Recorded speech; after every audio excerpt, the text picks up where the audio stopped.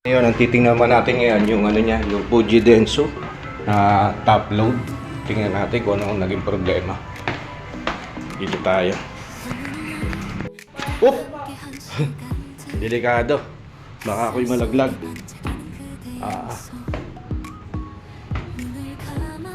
Okay. Saan? Saan yan? Anong problema naman yan? Nag-error or nagtatapon ng tubig o ayaw tumuloy? Ilang buwan na? Okay. Ibig sabihin na mga ilang buwan na. Wow, may tubig na. Fuji Denso, ito yung kanyang model. JWA 7500BB, 7.5 kilograms. Fuji Denso. Yan. Check natin. Isa mapagpalang hapon po ngayong araw na to. Ngayong araw na to, nandito tayo sa Barangay Canlubang ng MCDC. Tama ba? MCDC.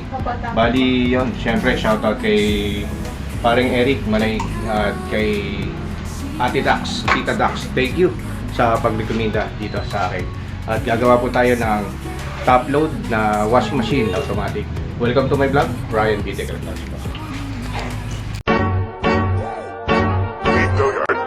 I got so motherfucking design on right now.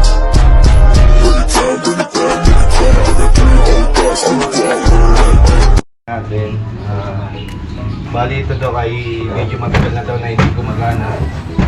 Kaya tingnan natin, saksakin muna natin ito kung ano nangyayari. Okay, Try natin kung puputok. Yun, may power siya.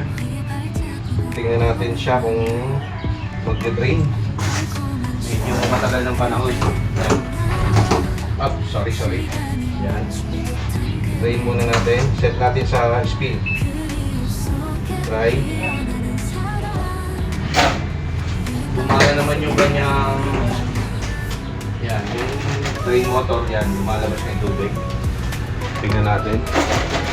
Yun o, lumabas yung tubig niya. Ngayon tingnan natin kung ano nagiging problema nitong kanyang washing machine. Okay. Yan. Totally umiikot siya. Yan. Siguro nangyayari nito sa wash. Tingnan natin. Lumabas siya. Okay. Ito sa kanyang wash. Bali set natin. At least naitapon ko na yung tubig niya. Wash, rinse, and then spin.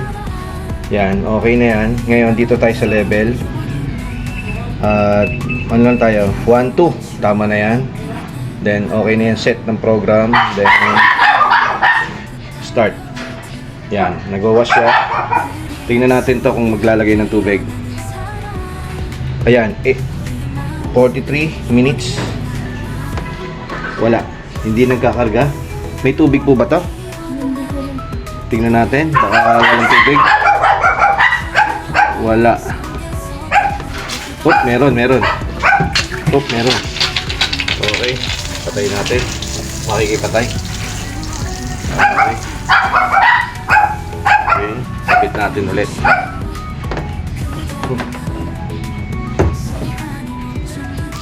Panayin ko muna. Try natin siya ulit. Nabuksan to. Okay. Wala tayong nararamdaman sa yun. Ang nangyayari sa kanya, nasingaw lang dito. Ulitin natin. Power, wash, start. Yan. Umikot yung kanyang pulsator. Tingnan natin kung maglalagay ng tubig. Okay.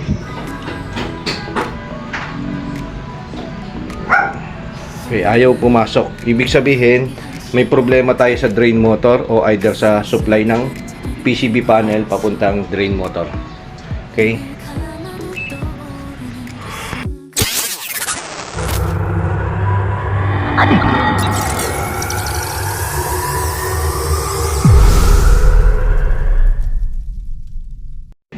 Ito yung kanyang solenoid. Ito yung kinakarga ng tubig. Dito nilalagay yung hose. Kaso ayaw tumuloy. Tingnan natin ngayon kung may supply dito. Ngayon kung may supply dito, dapat gagana ito para magkarga ng tubig. Okay? Actually kanina is puno to ng tubig. Gumagana naman yung kanyang spin. Pero pagdating sa wash, ayaw magtrabaho. Hindi nag-work. Yan. Bali may gumawa na pala nito. Ang ginawa is nirekta na po yung door lock switch kasi nagkakaroon to ng error. Ngayon, nirekta na. Ngayon titingnan naman natin kung ano naging problema. Pati ito is parang iba na rin. Nagpalit na rin yung dating siguro pinagawa na to kaya ganito. Iba na itong kanyang water level sensor. Ngayon check natin to. Ito yung problema natin. Babaklasin ko siya. Ayan. Tingnan natin baka magtumido na kasi pag na-stuck kasi yung hose dito, possible na pwede ito magtumido. Ayan. Tingnan natin. Ayan, ito yung solenoid niya. And lilinisin ko to. Tingnan natin kung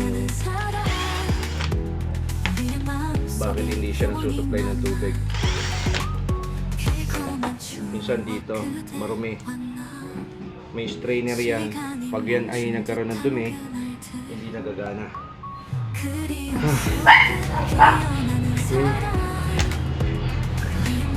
Ayan. Totally malinis naman eh. Ang tanong bakit hindi siya lumalabas ang tubig.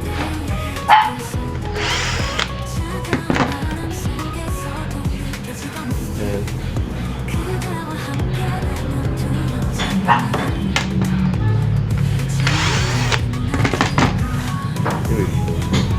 Ayan, tatandaan lang natin, nakaganyan siya. Kaya pagbalik dapat nakaganyan rin siya. Ayan. Lilinisin lang natin to. Ngayon, minsan kaya ganyan yan. Dito, sa kanyang spring. Ayan. Uunatin lang natin siya. Tapos, ibabalik natin yung kanyang. Ayan. Okay. Check. Yan, ngayon nalinisan ko na siya. Try natin siya ulit. No?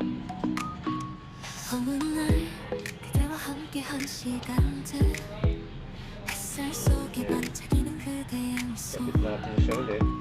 눈을 감아도 떠오르는 그 순간 너의 발자국은 영원히 남아 달콤한 추억 그대 만나 시간이 Pabalik ko yung hose. 그리움 속에 피어나는 사랑 우리의 마음속 영원히 남아 Try natin saksak ulit.